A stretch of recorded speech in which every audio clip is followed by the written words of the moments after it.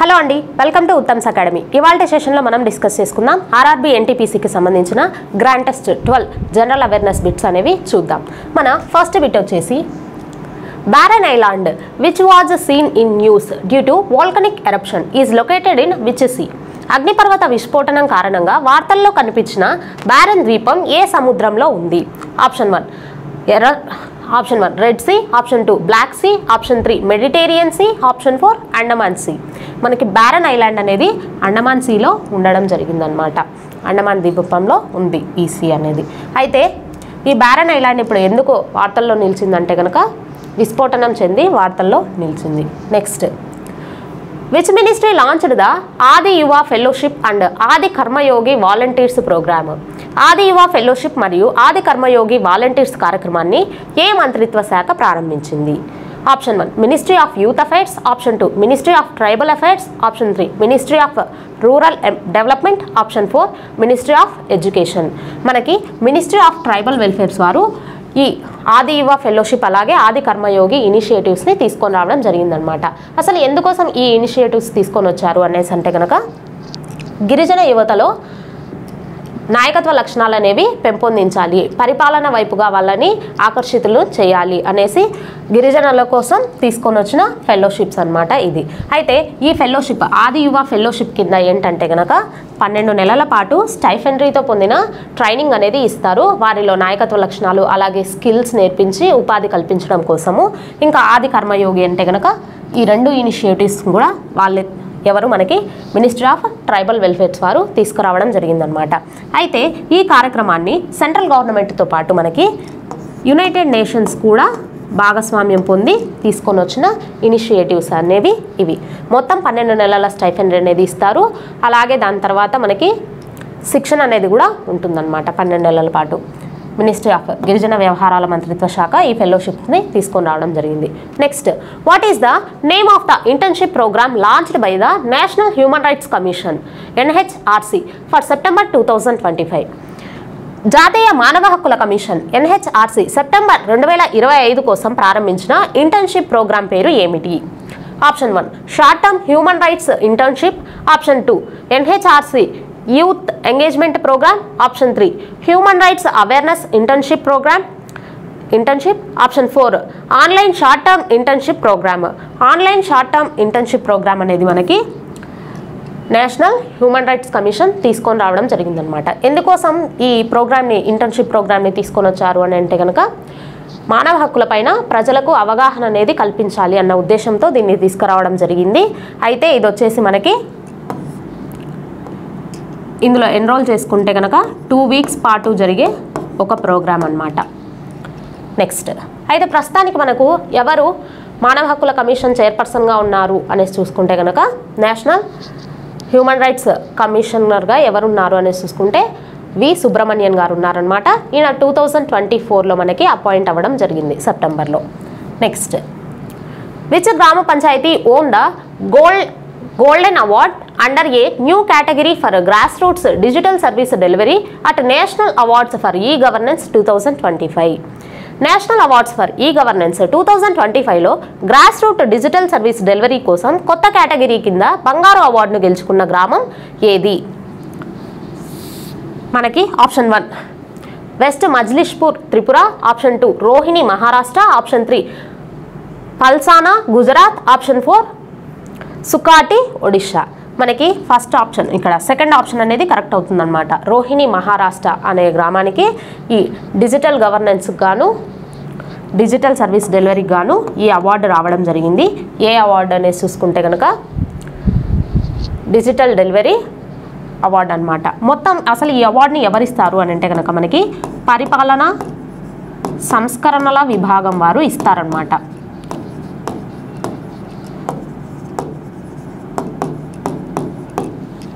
ఈ పరిపాలనా సంస్కరణల విభాగం వారు 2000 మనకి ఇవి యాన్యువల్ అవార్డ్స్ 2025 గాను రోహిణి మహారాష్ట్రకు రావడం జరిగింది. దీంతో పాటు మనకి గోల్డెన్ అవార్డ్స్ పొందినవి ఇంకా ఉన్నాయన్నమాట.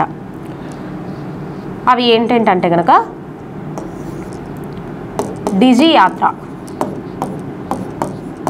డిజి యాత్రకు గాను మనకి విమానయాన మంత్రిత్వ శాఖకు గోల్డెన్ అవార్డు వచ్చింది.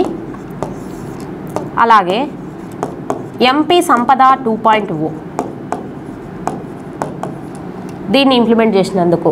ఎందుకంటే కనుక ఎంపీ సంపద 2.0 అనేది కాగితపు రహితమైన ఆస్తుల రిజిస్ట్రేషన్ చేసినందుకు గాను దీనికి ఈ అవార్డు రావడం జరిగింది. అలాగే ఐకార్, ఈ ఐకార్ కూడా ఈ అవార్డు వచ్చిందనమాట, గోల్డెన్ అవార్డు. అయితే దీనికి ఎందుకు వచ్చిందంటే కనుక పశువుల్లో వ్యాధులను అంచనా వేయడం కోసం ఏఐని వాడినందుకు గాను వీరికి అవార్డు వచ్చింది. మనం ఇంకా చూసుకున్నట్లయితే ఐఎండి, ఇండియన్ మెట్రోలాజికల్ డిపార్ట్మెంట్, భారత వాతావరణ శాఖకు కూడా ఈ అవార్డు రావడం జరిగింది. ఇక్కడ ఇచ్చిన పశ్చిమ మజ్లిష్పూర్ త్రిపుర, దీనికి వచ్చేసి సిల్వర్ అవార్డు అనేది రావడం జరిగింది. ఇంతకీ ఈ అవార్డ్స్, ఈ పరిపాలనా సంస్కరణల విభాగము, ఈ అవార్డ్స్ అన్నీ కూడా ఏ మంత్రిత్వ శాఖ కింద పనిచేస్తాయంటే కనుక మినిస్ట్రీ ఆఫ్ పంచాయతీ కింద పనిచేస్తాయి అన్నమాట. Next, which ministry launched Viksit Bharat buildathon 2025, India's largest school hackathon? భారతదేశంలో అతిపెద్ద పాఠశాల హ్యాకథాన్ అయిన వికసిత్ భారత్ బిల్టాన్ 2025ను ఏ మంత్రిత్వ శాఖ ప్రారంభించింది? Option 1 ministry of education, ministry of skill development, ministry of science and technology, ministry of youth affairs and sports. మనకి మినిస్ట్రీ ఆఫ్ ఎడ్యుకేషన్ వాళ్ళు ఈ హ్యాకథాన్ని ప్రారంభించారనమాట. ఏంటి ఈ హ్యాకథాన్ అంటే కనుక 6 నుంచి 12 సంవత్సరాల గల స్కూల్ పిల్లలు ఈ హ్యాకథాన్ని నిర్వహించడం జరిగింది. అయితే అటల్ ఇన్నోవేషన్, అలాగే నీతి ఆయోగ్, ఈ రెండు కూడా ఈ హ్యాకథాన్లో భాగస్వామ్యం పంచుకున్నామన్నమాట.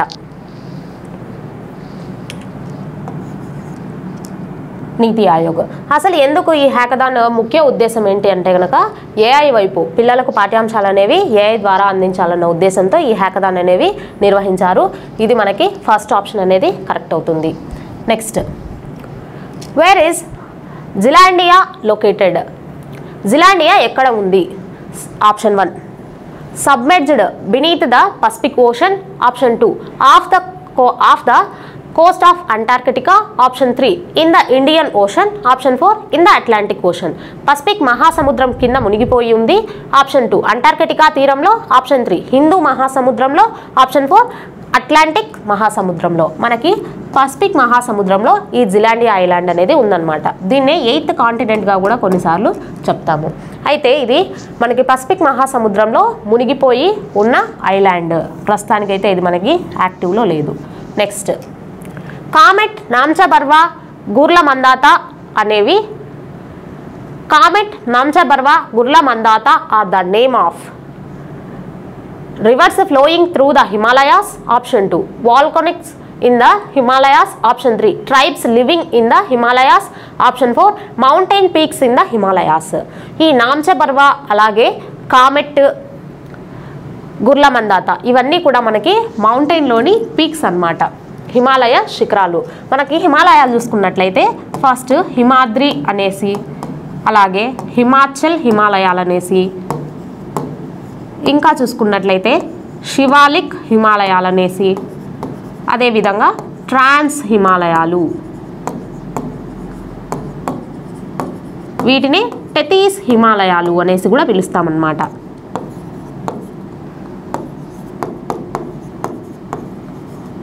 టెథీస్ హిమాలయాలు. ఇక్కడ చూసుకున్న నామ్చబర్వా, ఈ నామ్చబర్వా వచ్చేసి మనకి హిమాద్రి హిమాలయాలలో భాగం అన్నమాట. నామ్చబర్వా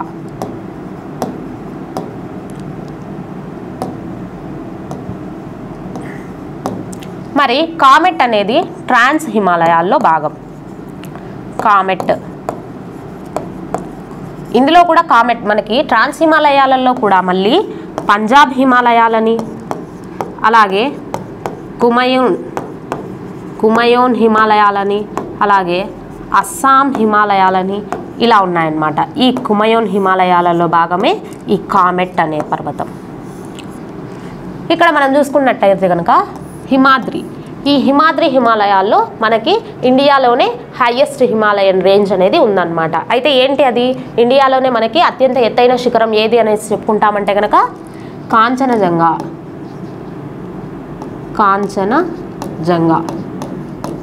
దీని హైట్ ఎంత అంటే కనుక మనకి 8598 metres.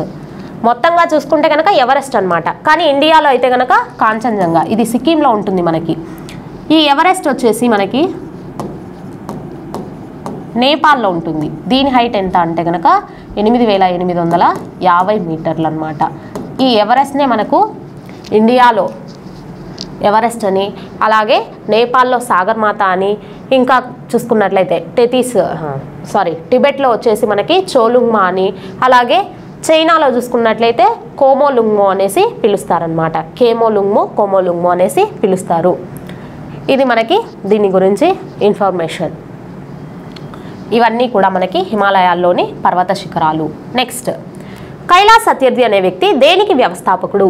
Kailash Satyarthi was the founder of option 1 Bachpan Bachao Andolan, option 2 Sabko Padhao Andolan, option 3 Stree Bachao Andolan, option 4 Beti Padhao Andolan. మనకి బచ్పన్ బచావో ఆందోళన్ అనే సంస్థను స్థాపించారనమాట. ఎప్పుడు దీన్ని స్థాపించారు అనేది చూసుకున్నట్లయితే 1980లో స్థాపించడం జరిగింది. దేనికోసము అనేసి అంటే కనుక బాల కార్మికులను, అలాగే మనకి డ్రాప్ అవుట్స్ ఉండకూడదు, ప్రతి విద్యార్థి కూడా చదువుకోవాలి, చిన్నపిల్లల కోసం అనమాట మెయిన్ దీన్ని స్థాపించడం కారణము. అలాగే అక్రమ రవాణా ఉంటుంది కదా, ఈ అక్రమ రవాణాను అరికట్టడం కోసము ఈ బచ్పన్ బచావో ఆందోళన్ అనే సంస్థను స్థాపించడం జరిగింది కైలాస్ సత్యర్థి గారు. అయితే ఈయనకి 2014లో నోబెల్ పీస్ అవార్డు రావడం జరిగింది మలాలా యూసఫ్జాయ్తో కలిపి. Next, we hear others speaking to us from adjacent rooms due to dash of sound waves. ధ్వని తరంగాల డాష్ కారణంగా ప్రక్కనే ఉన్న గదుల నుండి ఇతరులు మనతో మాట్లాడడం మనం వింటాము. దానికి రీజన్ ఏంటి? Option 1 echo, option 2 diffraction, option 3 reflection, option 4 refraction. మనకి డిఫ్రాక్షన్ అనేది దీనికి కారణం అనమాట. డిఫ్రాక్షన్ అనేసి చెప్తాము. ఏంటి డిఫ్రాక్షన్ అని చూసుకుంటే కనుక మనకి సౌండ్ వేవ్స్కి ఏదైనా అబ్స్టకిల్ జరిగినప్పుడు ఇలా నారో ద్వారా సౌండ్ వేవ్స్ అనేవి పాస్ అయ్యాయి అనుకోండి. నారో స్పేస్ ద్వారా సౌండ్ వేవ్స్ పాస్ అయినప్పుడు ఇవి వచ్చేసి మనకి వంపులు లేకుండా ఎక్కువ వేగంతో వినిపిస్తాయి అన్నమాట. అదే అలా లేకుండా సౌండ్ వేవ్స్ పాస్ అయ్యేటప్పుడు ఈ స్పేస్ అనేది ఎక్కువగా ఉందనుకోండి, ఈ పాస్ అయిన వేవ్స్ సౌండ్ వేవ్స్ అనే వాటికి మనకి వంపులు తిరిగి పాస్ అవ్వాల్సి ఉంటుందన్నమాట. కాబట్టి అవి స్లోగా వినిపిస్తాయి. ఇలా నారో ద్వారా పాస్ అయినవి ఎక్కువ నాయిస్తో వినిపిస్తాయి. ఇది మనకి డిఫ్రాక్షన్ అనేసి చెప్తాము. విక్షేపం అనేది రీజన్ అన్నమాట. ప్రతిధ్వని కాదు. ఇంకా రిఫ్రాక్షన్ అనేవి లైట్కి సంబంధించినవి. Next, which of the following is not A part of the UN? కింది వాటిలో యుఎన్ఓలోని భాగం కాదు. మనకి యుఎన్ఓలో మొత్తము 5 విభాగాలు ఉంటాయి అనేసి చెప్పుకున్నాం కదా, అందులో కానిది ఏది అంటున్నారు. Option 1 the international court of justice, option 2 the general assembly, option 3 the security council, option 4 the state council. The state council అనేది మనకి యుఎన్ఓ విభాగాలలో ఒక భాగం కాదనమాట. అయితే ఇవి కాకుండా మనకి ఇంకా ఏమున్నాయి యుఎన్ఓలో అనేసి చూసుకుంటే కనుక యుఎన్ఓ 5 విభాగాలలో అనేసి చూసుకుంటే UN economic and social council అనేది కూడా ఇందులో భాగంగానే ఉంది. ఇంకా చూసుకున్నట్లయితే సెక్రటేరియట్, ఇక్కడ సెక్యూరిటీ కౌన్సిల్ ఇచ్చారు మనకి, యుఎన్ సెక్రటేరియట్ అనేది కూడా ఈ 5 విభాగాలలో ఒకటనమాట. సెక్రటేరియట్ ఒకటైతే ఎకనామిక్ అండ్ సోషల్ కౌన్సిల్ ఒకటి. 4th ఆప్షన్ అనేది ఇక్కడ కరెక్ట్ అవుతుంది. Next, Maulana Abul Kalam Azad trophy Magha was instituted in year dash and awarded to the overall top performing Indian universities in the sports. Maulana Abul Kalam Azad ట్రోఫీని ఏ సంవత్సరంలో స్థాపించబడింది మరియు ఇది క్రీడల మొత్తం మీద అత్యుత్తమ పనితీరు కనబరిచిన భారతీయ విశ్వవిద్యాలయానికి ప్రదానం చేయబడుతుంది. ఈ మౌలానా అబుల్ కలాం ఆజాద్ ట్రోఫీ అనేది మనకి అన్ని స్పోర్ట్స్ విభాగాలలో ఇస్తారండి. అయితే భారతదేశంలోని యూనివర్సిటీస్కి, గుర్తింపు పొందిన యూనివర్సిటీస్కే ఇది ఇవ్వడం జరుగుతుందన్నమాట. దీన్ని మనము 1956-57లో స్టార్ట్ చేసుకోవడం జరిగింది. మనకు మొట్టమొదటి ఎడ్యుకేషనల్ మినిస్టర్గా ఉన్న మౌలానా అబుల్ కలాం ఆజాద్ గారి పేరు మీదుగా ఈ ట్రోఫీ అనేది ఇవ్వడం జరుగుతుంది ఎవ్రీ ఇయర్. మరైతే 2024 ఎవ్రీ ఇయర్ జనవరిలో అనౌన్స్ చేస్తారనమాట. 2024లో మనకి చండీగఢ్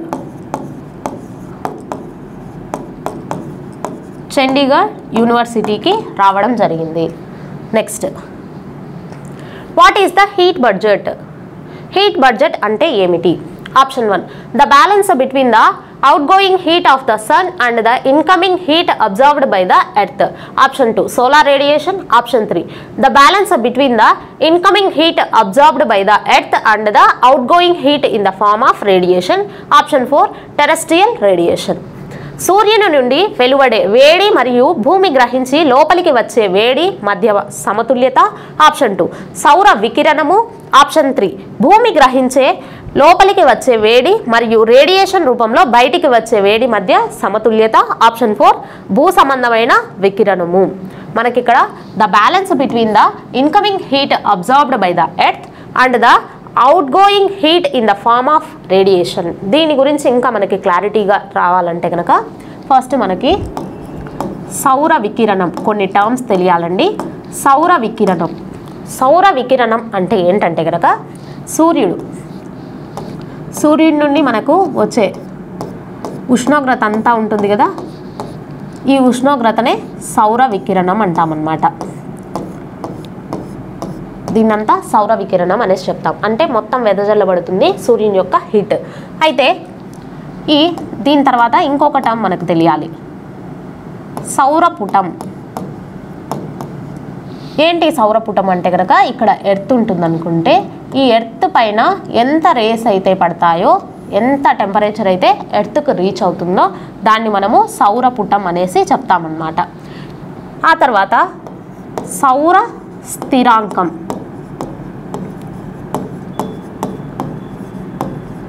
ఎంత ఎర్త్ అయితే ఎంత ఈ సౌర వికిరణం ద్వారా వచ్చిన ఈ రేస్ అన్నిటిని సౌరపుటం ద్వారా భూమి ఎంతైతే గ్రహించుకుంటుందో దాన్ని సౌరపుటం అనేసి చెప్తాము, ఎంత టెంపరేచర్ అయితే. అలాగే సౌర స్థిరాంకము అనేసి అంటే కనుక భూమి అంతా రేడియేషన్, మనకి అంతా సూర్యుని నుంచి వచ్చిన టెంపరేచర్ అంతా భూమి గ్రహించుకోలేదు కదా, 1/2000 మిలియన్లు మాత్రమే గ్రహించుకుంటుందన్నమాట. దీంట్లో ఒక చదరపు సెంటీమీటర్కు భూమి ఎంతైతే గ్రహించుకోగలుగుతుందో అంత టెంపరేచర్ని 1.94 టెంపరేచర్ని మాత్రమే భూమి వాడుకుంటుందన్నమాట. దీన్ని సౌర స్థిరాంక విలువ అనేసి చెప్తాము. ఇందులో మనం చూడాల్సింది ఏంటంటే కనుక భూమి నుండి వచ్చిన రేడియేషన్ అంతా ఫస్ట్ మనకి భూమిపైకి సూర్యుని యొక్క మార్నింగ్ ఈ పడే సౌర వికిరణము, సౌరపుటం అంతా ఏ విధంగా సౌర వికిరణం ద్వారా పడిన ఈ టెంపరేచర్ అంతా కూడా సౌరపుటం ద్వారా భూమి ఎంత గ్రహించుకుంటుందో అంత గ్రహించుకుంటుందన్నమాట. ఆ గ్రహించుకున్నది ఏ విధంగా ఉంటుందంటే మార్నింగ్ టైంలో, పగటి వేళలో ఏమో సూర్యుడి నుంచి వచ్చేదాన్ని హర్ష తరంగాల ద్వారా భూమి అబ్జర్వ్ చేసుకుంటుంది. నైట్ టైం అయ్యేసరికి దీర్ఘ తరంగాల ద్వారా భూమిలో ఉన్న వేడినంతా కూడా భూమి బయటికి వదిలేస్తుంది. దాన్నే ఇక్కడ ఏమో ఎంత వాడుకుంటుందని చెప్పాం కదా, తీసుకుంటుంది, రిమైనింగ్ ఇచ్చేదాన్ని మనం ఇంకా చెప్పాలంటే కనుక దాన్నే టెంపరేచర్లో చెప్తే ఉష్ణోగ్రత, భూ ఉష్ణోగ్రత అనేసి చెప్తామన్నమాట. ఇక్కడ దాన్నే మనం హీట్ బడ్జెట్ అనేసి చెప్తాము. ఈ హీట్ బడ్జెట్ అంటే కనుక మనకు ఎకానమీ టర్మ్ గుర్తొస్తుందన్నమాట. ఎకానమీ టర్మ్లో మనకి హీట్ బడ్జెట్ అనేది ఏం లేదండి, హాట్ మనీ అనేసి ఉంటుంది, అలాగే హీటెడ్ మనీ అనేసి ఉంటుందన్నమాట. ఇంతకీ ఎకానమీలో హాట్ మనీ అంటే ఏంటంటే కనుక ఇప్పుడు ఒక మార్కెట్లో ఒక కరెన్సీ, ఒక దేశపు కరెన్సీ సప్లై బాగా తక్కువగా ఉండి దానికి డిమాండ్ ఎక్కువగా ఉంటే కనుక దాన్ని హాట్ మనీ అనేసి చెప్తాము. అలాగే హీటెడ్ మనీ అనేసి ఏంటంటే కనుక ఒక దేశంలో వడ్డీ రేట్లు తక్కువగా ఉండి దాని యొక్క మూలధనం అనేది ఎక్కువగా ఉండి ఇంకొక దేశంలో వడ్డీ రేట్లు ఎక్కువగా ఉండి మూలధన పెట్టుబడులు అనేవి తక్కువగా ఉంటే వడ్డీ రేట్లు ఎక్కువగా ఉన్న దేశం నుండి వడ్డీ రేట్లు వడ్డీ రేట్లు తక్కువగా ఉన్న దేశం నుండి వడ్డీ రేట్లు ఎక్కువగా ఉన్న దేశానికి మూలధన పెట్టుబడి వస్తుంది కదా, దాన్నే మనం ఏమని చెప్తామంటే హీటెడ్ మనీ అనేసి చెప్తామన్నమాట. ఇక్కడ థర్డ్ ఆప్షన్ అనేది మనకి కరెక్ట్ అవుతుంది. The balance between the incoming heat observed by the earth and the outgoing heat in the form of radiation. Next, which part of the muscular system attaches bone to bone? కండరాల వ్యవస్థలో ఏ భాగం ఎముకను attach చేస్తుంది? Option 1 tendon, option 2 cartilage, option 3 muscle, option 4 ligament.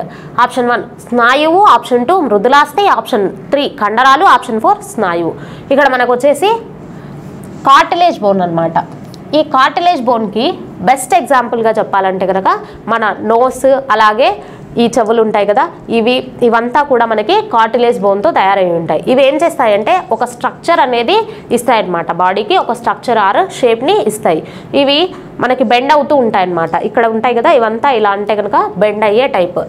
Next tendon. ఈ tendon వచ్చేసి మనకి bone to bone, ఇదొక టిష్యూ, బోన్ టు బోన్ ఉండే ఒక ఫైబ్రస్ టిష్యూ అనమాట.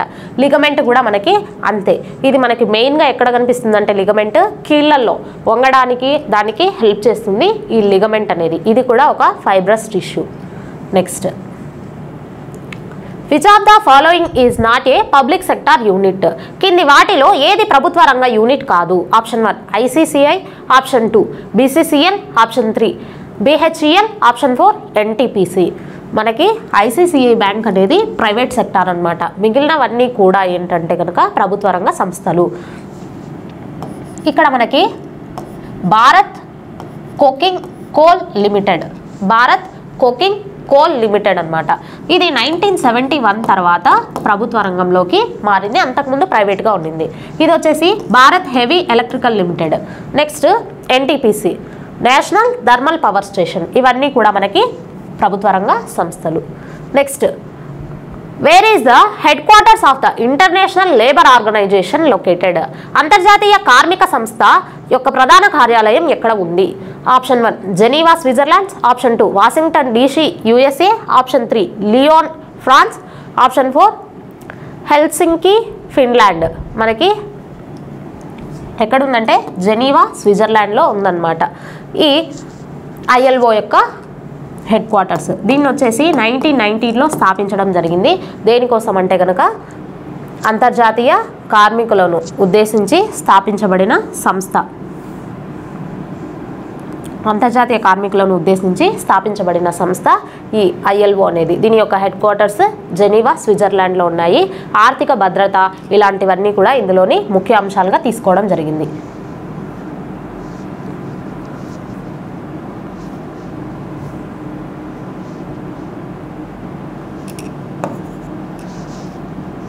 నెక్స్ట్, 24వ జైన తీర్థంకరుడు ఎవరు? Who was the 24th Jain Tirthankara? Option 1 Gomateshwara, option 2 Parshvanatha, option 4 Rishabha, option 3 Rishabha, option 4 Mahavira. మనకి 23వ ఇక్కడ 23వ తీర్థంకరుడుగా జైన మతానికి చెందిన వ్యక్తి అనమాట. ఈయన పార్శ్వనాథుడు ఉంటాడు. అలాగే 24వ తీర్థంకరుడుగా ఎవరు ఉంటారంటే వర్ధమాన మహావీరుడు ఉండడం జరుగుతుంది. మొత్తం మనకి 24 మంది తీర్థంకరులు ఉంటారనమాట. జైనమత గురువులనే తీర్థంకరులు అనేసి చెప్తాము. అయితే ఇక్కడ చూసుకున్నట్లయితే తీర్థంకరులు అంటే ఎవరు? తీర్థంకర అంటే మీనింగ్ ఏంటంటే కనుక వారధిని నిర్మించేవాడు అనేసి అర్థం వస్తుందన్నమాట. మనకి మొదటి తీర్థంకరుడుగా ఈ రిషభనాథుడు ఉంటాడు. ఈయన కొడుకే మనకి గోమటేశ్వర. ఈయననే బాహుబలి అనేసి కూడా పిలుస్తామన్నమాట. గోమటేశ్వర, బాహుబలి అంటాము. ఈయన యొక్క విగ్రహం వచ్చేసి మనకి శ్రావణ బెలగోలలో ఉండడం జరిగింది. మరి ఇక్కడ వర్ధమాన మహావీరుని గురించి చూసుకున్నట్లయితే ఈయన వచ్చేసి కుందల గ్రామంలో జన్మిస్తాడనమాట. కుందల గ్రామం ఎవరికి జన్మిస్తారు అంటే కనుక ఈయన యొక్క తల్లి త్రిశాల. ఈయన 30వ సంవత్సరంలో తన జీవితాన్ని సన్యాసానికి అంకితం చేయాలనుకొని 30వ సంవత్సరంలో వెళ్తే 42వ సంవత్సరంలో ఈయనకి జ్ఞానోదయం అవ్వడం జరుగుతుంది. ఈ జ్ఞానోదయం ఎక్కడైంది అనేసి చూసుకుంటే రిజుపాలిక నది ఒడ్డున జృంభికా వనంలో ఈయనకి జ్ఞానోదయం అయ్యింది వర్ధమాన మహావీరుడికి. అలాగే ఈయన మరణించిన ప్లేస్ ఎక్కడంటే కనుక పావాపురిలో మరణించడం జరిగింది. ఇక్కడ చూసుకుంటే ఈయన సన్యసించిన వయసు వచ్చేసి 30 సంవత్సరాలు. అదే బౌద్ధుడు సన్యసించిన వయసు అంటే కనుక మనము ఎంత చెప్పుకోవాలి, 29 సంవత్సరాలు. ఆయనకి ఎప్పుడు జ్ఞానోదయం అయిందంటే కనుక 35 సంవత్సరాలలో. ఇది బుద్ధుడికి, ఇదేమో వర్ధమాన మహావీరుడికి, గుర్తుపెట్టుకోండి. Next, where is the Kolleru lake situated? Kolleru సరస్సు ఎక్కడ ఉంది? Option 1 Assam, option 2 Andhra Pradesh, option 3 Jammu and Kashmir, option 4 Gujarat.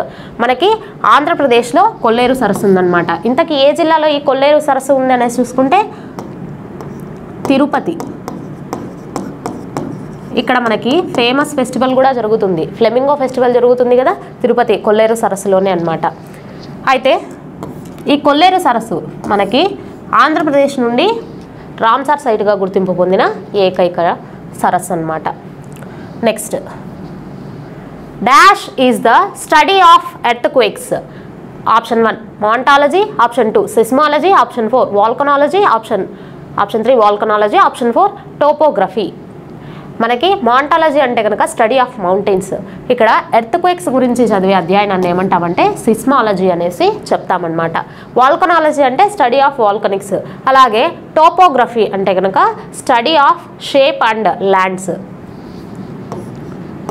Study of shape on lands. Next, which ministry oversees the functioning of the Employees Provident Fund Organization? EPFO. Employees Provident Fund Organization పనితీరును ఏ మంత్రిత్వ శాఖ పర్యవేక్షిస్తుంది? Option 1 ministry of finance, option 2 ministry of labour and employment, option 3 ministry of social justice and empowerment, option 4 ministry of home affairs. మనకి ministry of labour and employment వాళ్ళు ఈ ఈపీఎఫ్ఓని పర్యవేక్షిస్తారనమాట. Second option ఇక్కడ correct. Next, which of the following units is used to measuring the intensity of sound? ధ్వని తీవ్రతను కొలవడానికి కింది వాటిలో ఏది ఉపయోగించబడుతుంది? Option 1 pascal, option 2 Curie, option 3 decibel, option 4 joule. మనకు తెలుసు డెసిబెల్ అనేది కరెక్ట్ ఆప్షన్ అనమాట. పాస్కల్ అనేది మనం దేనికి వాడతామంటే కనుక యూనిట్ ఆఫ్ ప్రెషర్ని మెజర్ చేయడం కోసం, యూనిట్ ఆఫ్ ప్రెషర్ ఒత్తిడిని. ఈ క్యూరీ అనేది వచ్చేసి radiation, unit of radiation. Madam Curie గారు చేసిన రేడియేషన్ కోసం ఆవిడ చేసిన కృషికి గాను ఆ క్యూరీని మనము రేడియేషన్ని ఎందులో కొలుస్తామంటే క్యూరీలో కొలుస్తామనేసి చెప్తామన్నమాట. ఇంకా జౌల్ వచ్చేసి వర్క్ లేదంటే కనుక ఎనర్జీని కొలవడానికి వాడే యూనిట్. డెసిబుల్ అనేది సౌండ్ని కొలవడానికి వాడే unit. Which of the following instruments is used to measure wind speed? గాలి వేగాన్ని కొలవడానికి ఈ కింది పరికరాలలో ఏది ఉపయోగించబడుతుంది? Option 1 odometer, option 2 hygrometer, option 3 anemometer, option 4 ammeter. ఇక్కడ అనిమోమీటర్ అనేది మనకి కరెక్ట్ ఆన్సర్ అవుతుందన్నమాట. గాలి వేగాన్ని, విండ్ స్పీడ్ను, విండ్ డైరెక్షన్ను, విండ్ యొక్క ప్రెషర్ను అనిమోమీటర్లో కొలుస్తాము. మరి అయితే కనుక ఓడోమీటర్, ఈ ఓడోమీటర్ అనేది మనకి వర్షపాతాన్ని అలాగే హిమపాతాన్ని కొలవడానికి వాడతామన్నమాట. వర్షపాతము అలాగే హిమపాతము వీటిని కొలవడానికి ఓడోమీటర్ని వాడతాము. హైగ్రోమీటర్, ఈ హైగ్రోమీటర్ వచ్చేసి మనకి దేనికి వాడతామంటే కనుక హ్యూమిడిటీని కొలవడానికి. అమ్మీటర్ వచ్చేసి మనము కరెంటును కొలవడానికి వాడతాము. Next, the chairman of national Human Rights commission should be? జాతీయ మానవ హక్కుల కమిషన్ చైర్మన్గా ఎవరు వ్యవహరించాలి? ఆప్షన్ 1 లోక్సభ స్పీకర్, ఆప్షన్ 2 ప్రధానమంత్రి, ఆప్షన్ 3 భారత విశ్రాంత ప్రధాన న్యాయమూర్తి, ఆప్షన్ 4 ప్రతిపక్ష నాయకుడు. మనకి ఈ జాతీయ మానవ హక్కుల కమిషన్ అనేది 1993లో ఏర్పడిందనమాట. 1993లో ఏర్పడిన ఈ కమిషన్కు 1+5గా మెంబర్స్ అనేవాళ్ళు ఉంటారు. ఒకరేమో చైర్మన్, మిగతా 5 మంది ఏమో సభ్యులుగా ఉంటారు. ఈ చైర్మన్గా ఎవరు ఉండాలంటే కనుక భారత విశ్రాంత ప్రధాన న్యాయమూర్తి ఉండాలన్నమాట. భారత సుప్రీంకోర్టు యొక్క రిటైర్డ్ CJI ఉండాలి. ఆప్షన్ 3 అనేది ఇక్కడ కరెక్ట్ అవుతుంది. ఇంతకు ఎవరు అపాయింట్ చేస్తారు అనేసి చూసుకున్నట్లయితే కనుక రాష్ట్రపతి అపాయింట్ చేయడం జరుగుతుందన్నమాట.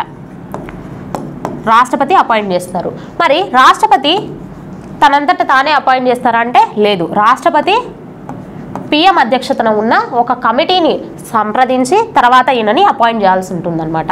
ఆ పిఎం అధ్యక్షత ఉన్న కమిటీలో ఎంతమంది సభ్యులు ఉంటారు, వారు ఎవరెవరు ఉంటారు అనేసి చూసుకుందాం. ఫస్ట్ పిఎం ఉంటారు, అలాగే home ministry of home affairs వాళ్ళు ఉంటారు. తర్వాత చూసుకున్నట్లయితే లోక్సభ స్పీకర్ ఉంటారు, అలాగే రాజ్యసభ చైర్పర్సన్ ఉంటారు, అదేవిధంగా లోక్సభ ప్రతిపక్ష నాయకుడు ఉంటాడు, లోక్సభ ప్రతిపక్ష నాయకుడు, అలాగే రాజ్యసభ ప్రతిపక్ష నాయకుడు ఉంటారన్నమాట.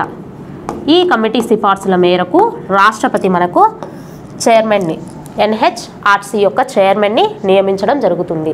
మరి సభ్యులు ఉంటారని చెప్పుకున్నాం కదా, ఈ సభ్యులు ఎవరెవరు ఉంటారు అనేసి చూసుకున్నట్లయితే సభ్యులుగా ఎవరెవరు ఉంటారంటే ఇద్దరిలో ఒకళ్ళేమో సుప్రీంకోర్టు యొక్క ప్రధాన న్యాయమూర్తిగా కానీ లేదంటే రిటైర్డ్ ప్రధాన న్యాయమూర్తిగా కానీ ఉండాలి. ఇంకొక వ్యక్తి ఏమో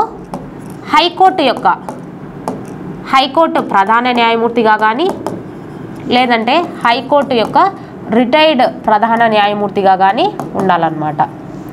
మరి మిగిలిన ముగ్గురు సభ్యులు కూడా ఇంకా మానవ హక్కులపైన అవగాహన కలిగిన వాళ్ళై ఉండాలి. మానవ హక్కుల అవగాహన కలిగిన వాళ్ళై అనుభవజ్ఞులు అవగాహన కూడా కాదండి, మానవ హక్కుల యందు అనుభవం కలిగిన వ్యక్తులయ్యి ఉండాలన్నమాట. వీళ్ళల్లో ఒక స్త్రీ ఖచ్చితంగా ఉండాలి, ఒక లేడీ ఉండాలన్నమాట ముగ్గురు సభ్యులలో. ఈ విధంగా 1+5 మెంబర్స్గా ఉంటారు. అయితే వీళ్ళు పునర్నియామకానికి అర్హులా కాదా అన్నది చూసుకున్నట్లయితే కనుక పునర్నియమించబడచ్చు. వీళ్ళు పునర్నియామకానికి అర్హులే అవుతారు. థర్డ్ ఆప్షన్ అనేది మనకి ఇక్కడ కరెక్ట్ అవుతుంది. ప్రస్తుతానికి మనకి ఎవరు చైర్పర్సన్గా ఉన్నారని చెప్పుకున్నాం, ఇందాక ఫస్ట్ స్టార్టింగ్లో చెప్పుకున్నాం కదా, వి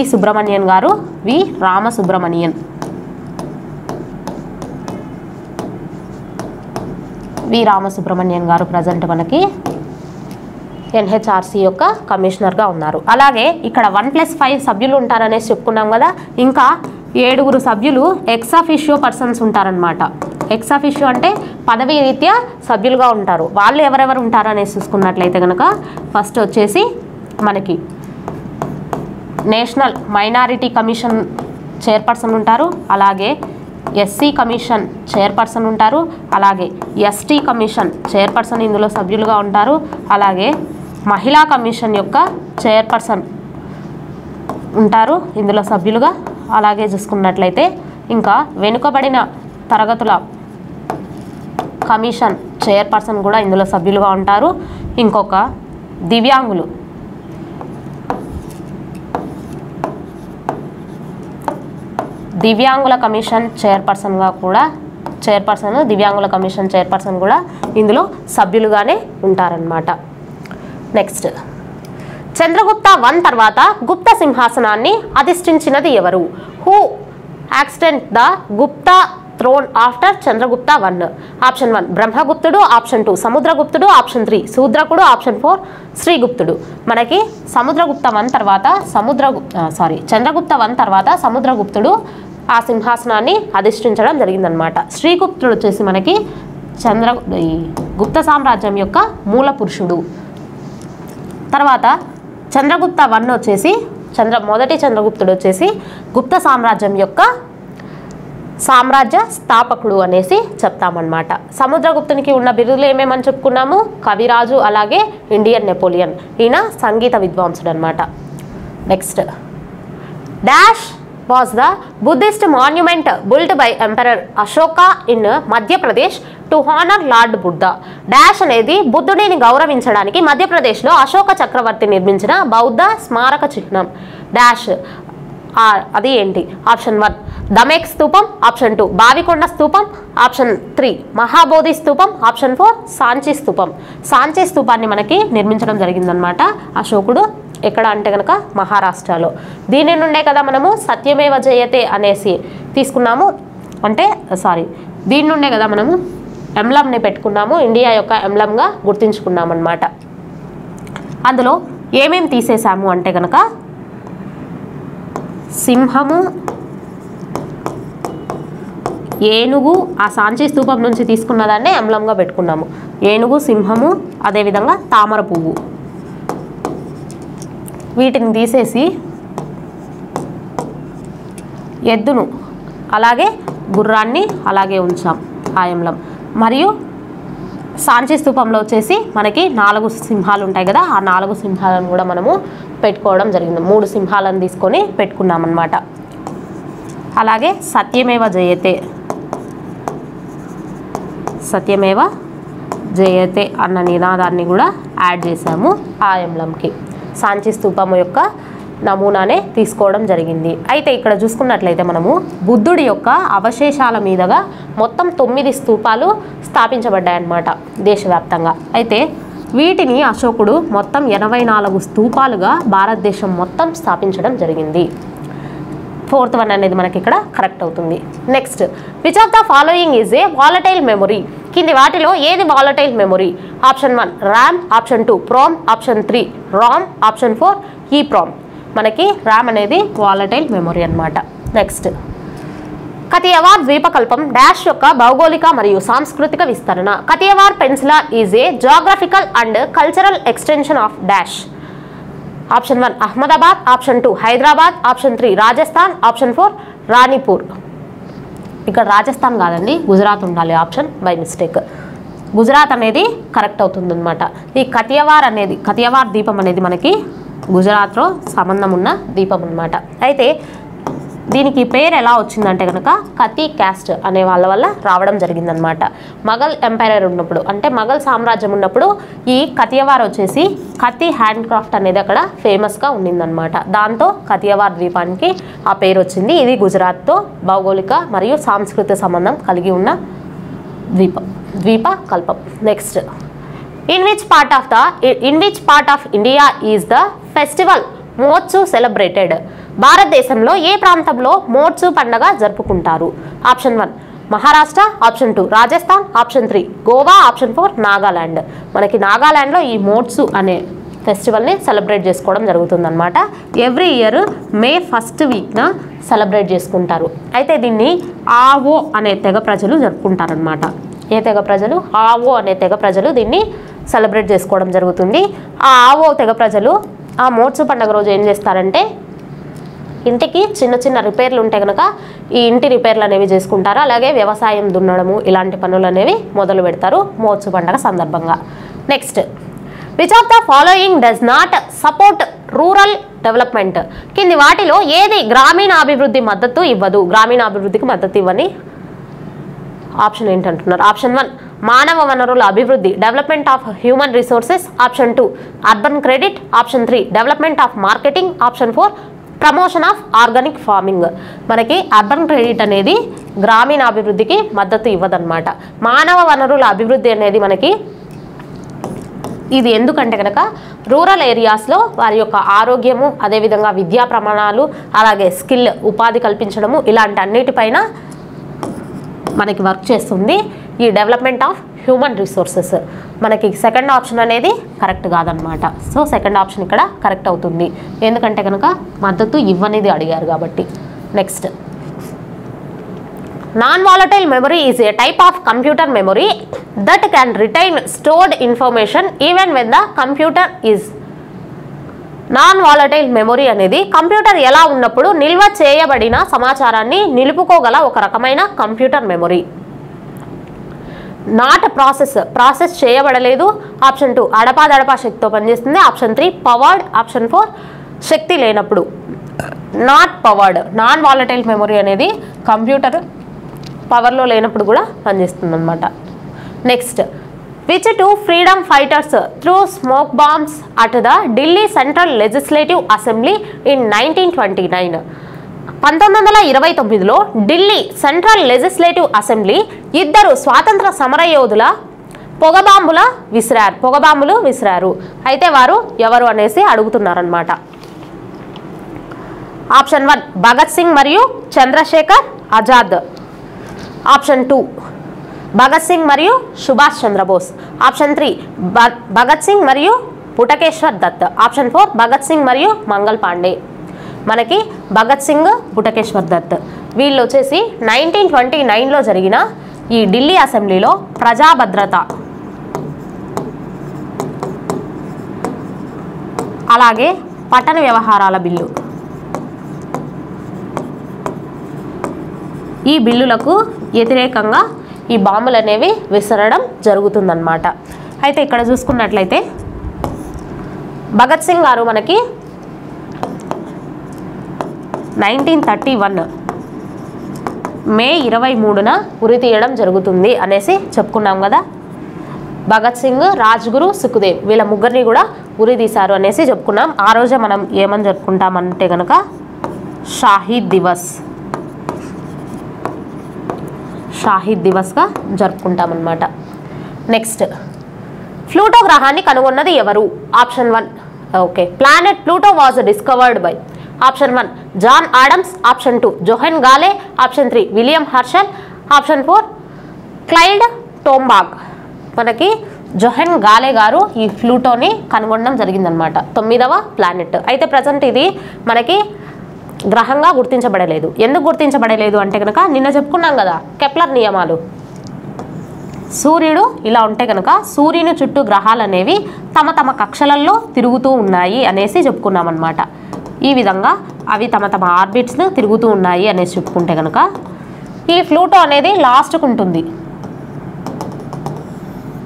ఇలా వెళ్ళే కొద్దీ ఈ ఆర్బిట్ ఈ కక్ష అనేది ఏమవుతుందంటే పెరుగుతూ పోతుందన్నమాట. ఇది ఎలిప్సికల్ షేప్కు వచ్చేస్తుంది, అంటే దీర్ఘ వృత్తాకారానికి వచ్చేస్తుంది. అలా వచ్చినప్పుడు ఈ ప్లూటో ఏం చేస్తుందంటే దాని యొక్క ఆర్బిట్ని క్రాస్ చేసి ఇంకొక ఆర్బిట్లోకి రావాల్సి వచ్చిందనమాట. అలా ఉన్నప్పుడు దీనికి గ్రహానికి ఉన్న లక్షణాలు లేవు అనేసి దాన్ని ప్లూటోని మనము గ్రహంగా గుర్తించడం లేదు ప్రస్తుతానికైతే. నెక్స్ట్, తల్లి గర్భంలో శిశువు డాష్ ద్వారా పోషణను పొందుతుంది. A baby receives its nutrition in the mother's womb through the. Option 1 fallopian tube. Option 2 uterus. Option 3 hormones. Option 4 placenta. Placenta ద్వారా మనకి బేబీకి న్యూట్రిషన్ అనేది అందుతుందన్నమాట. నెక్స్ట్, బ్లూ విట్రియోల్ యొక్క రసాయన నామము. The chemical name of blue vitriol is.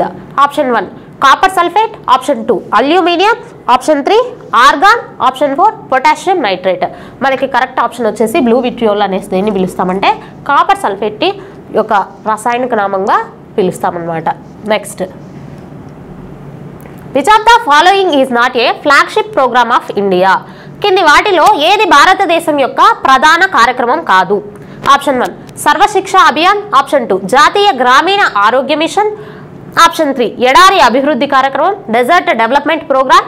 Option 4 ప్రధానమంత్రి ఆవాస్ యోజన గ్రామీణ్. ఇక్కడ చూసుకున్నట్లయితే మనకి ఇండియా యొక్క ఫ్లాగ్షిప్ ప్రోగ్రామ్గా దేన్ని చెప్పము అంటే కనుక డెజర్ట్ డెవలప్మెంట్ ప్రోగ్రామ్ అనేది కాదనమాట.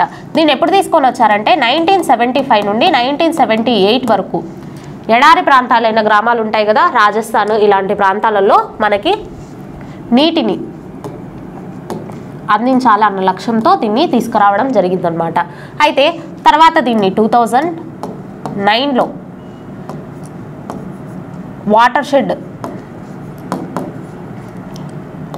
ఇండియన్ వాటర్ మేనేజ్మెంట్ ప్రోగ్రామ్ ఉంది కదా, Indian water management programme watersheds కోసం వాటర్ షెడ్ల ఏర్పాటు కోసం తీసుకొచ్చిన ప్రోగ్రాము ఇందులో మెర్జ్ చేయడం జరిగిందనమాట. కాబట్టి మనకి థర్డ్ ఆప్షన్ అనేది ఇక్కడ కరెక్ట్ అవుతుంది. Next, in computer terminology what is the full form of ఐడిఎన్?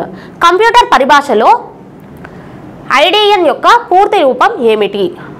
Option 1 internal digital networks. Option 2 internationalized domain name. Option 3 intertwined disk networks. Option 4 input distributed networks. మనకి second option అనేది correct అవుతుందన్నమాట. IDN యొక్క full form ఏంటంటే కనుక internationalized domain name అనేది correct full form. Next, Khilafat ఉద్యమం ఎక్కడి నుండి ఉద్భవించింది? The Khilafat moment originated in. Option 1 Iran. Option 2 Germany. Option 3 Israel. Option 4 Turkey. టర్కీలో మనకి ఖిలాఫత్ ఉద్యమం అనేది స్టార్ట్ అయిందనమాట. బ్రిటిష్ వాళ్ళు టర్కీకి మనకి ముస్లిం అధిపతి ఉంటారు, ఆయననే ఖలీఫా అనేసి చెప్తాము. ఆ పదవిని రద్దు చేయడంతో మనకి ఖిలాఫత్ ఉద్యమాలు అనేవి స్టార్ట్ అయ్యాయి అనేసి చెప్పుకున్నాం కదా. టర్కీలో ఇంతకీ ఆ ఉద్యమాలు ఖిలాఫత్ ఉద్యమాలు స్టార్ట్ చేసింది ఎవరు అని అంటే కనుక మహమ్మద్ కెమల్ పాషా అనే వ్యక్తి స్టార్ట్ చేస్తారనమాట.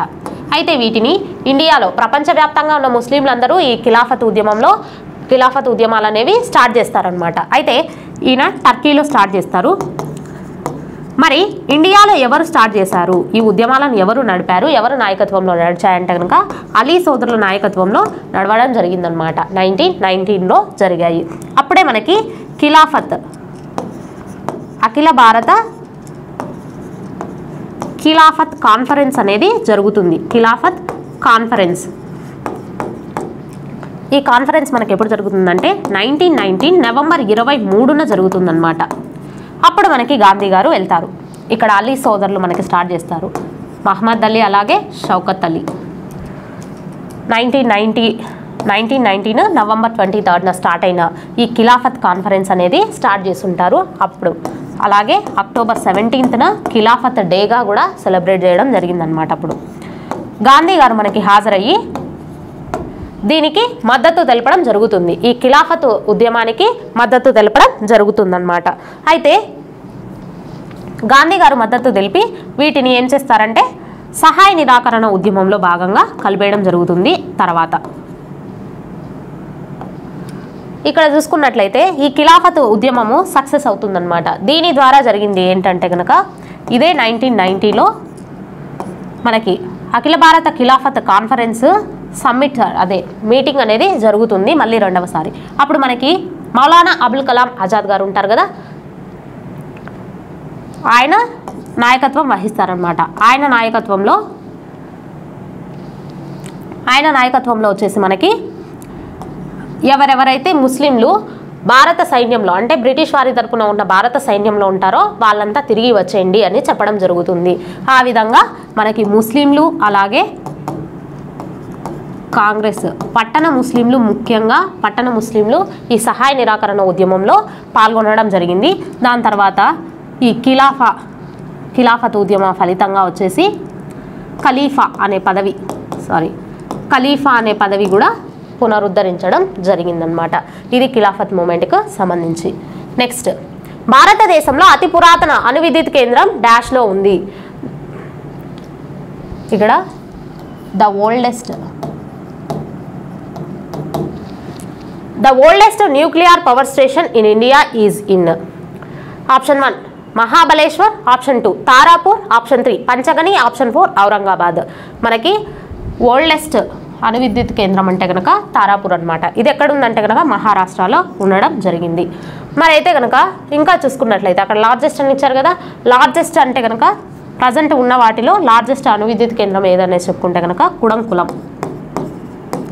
కుడంకులం మొత్తం 2000 మెగావాట్లతో ఇది ప్రస్తుతానికి లార్జెస్ట్గా ఉందన్నమాట.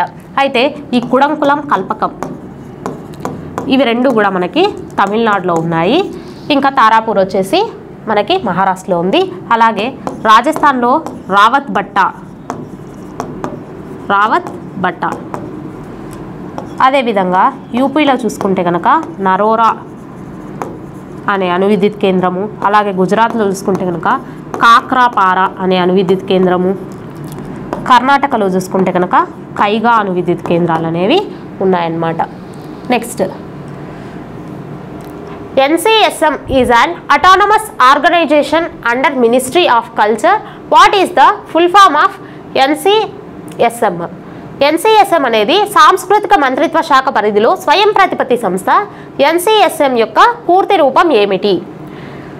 Option 1 national council of space museum, option 2 national council of science museums, option 3 national council of social museums, option 4 national council of satellite museum. మనకి సెకండ్ ఆప్షన్ అనేది కరెక్ట్ అనమాట. National council of science museums అనేసి NCSM యొక్క full form అనమాట. ఇది మనకి ministry of culture కింద work చేస్తుంది. అలాగే ఇది ఒక ఇండిపెండెంట్ బాడీ.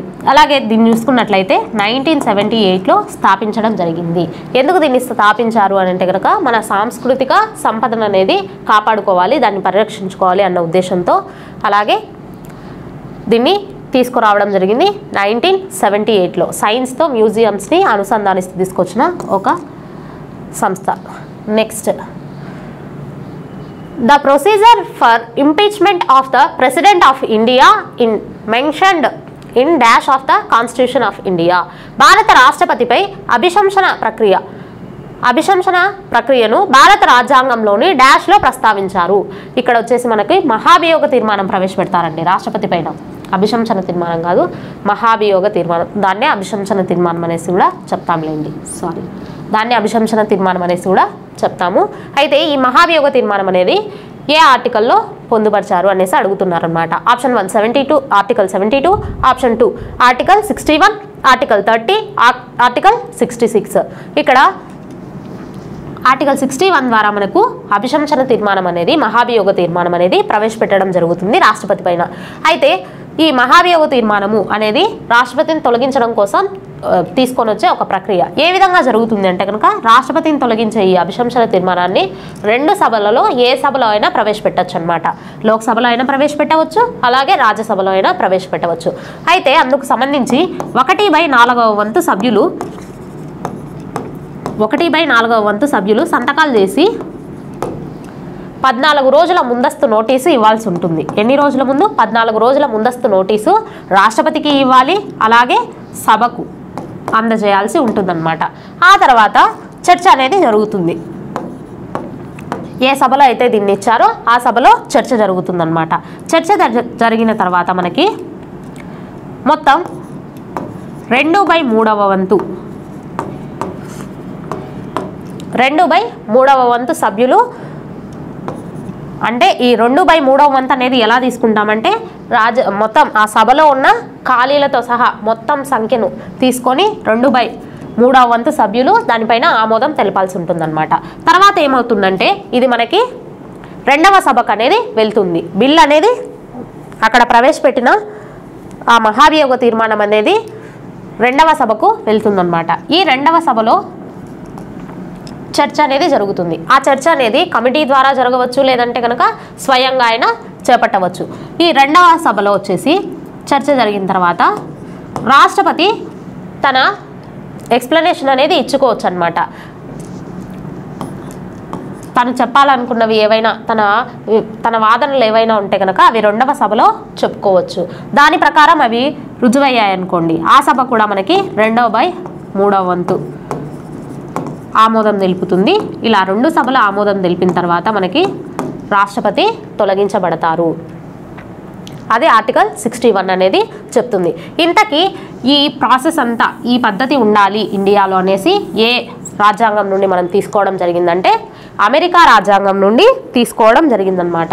ఏ రాజ్యాంగం నుండి తీసుకున్నాము? ఈ అభిశంసన తీర్మానం అనేది అమెరికా రాజ్యాంగం. మరి ఇక్కడ ఆర్టికల్ 77 అనేది మనకేం చెప్తుంది? ఆర్టికల్ 77 అనేది దేశంలోని కార్యనిర్వహణ అధికారాలన్నీ రాష్ట్రపతి పేరు మీదగానే